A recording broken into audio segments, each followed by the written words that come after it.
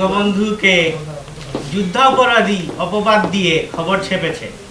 এর তীব্র প্রতিবাদে আমরা পার্কিং লটে ঠিকানা পত্রিকা পুরাবো। আপনারা আমাদের সঙ্গে যোগদান করুন।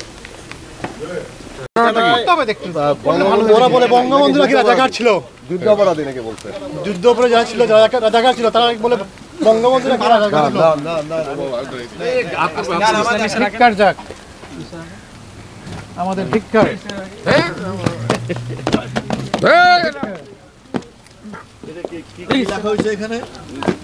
বঙ্গবন্ধু নাকি রাজাকার ছিল, বঙ্গবন্ধু রাজাকার ছিল। হ্যাঁ, এই কথাটা কে লিখলো? স্থান বাংলায় নাই।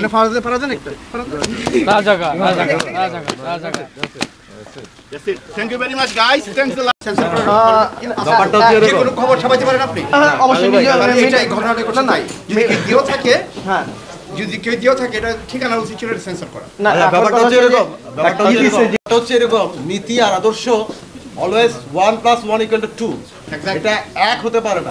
সেই ক্ষেত্রে সংবাদ হতে হবে সুস্থ এবং তথ্যবহুল এবং প্রমাণ সাপেক্ষ।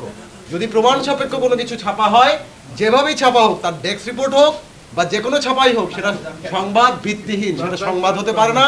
সেটা সমাজ এবং মানুষের জন্য অমঙ্গলকর।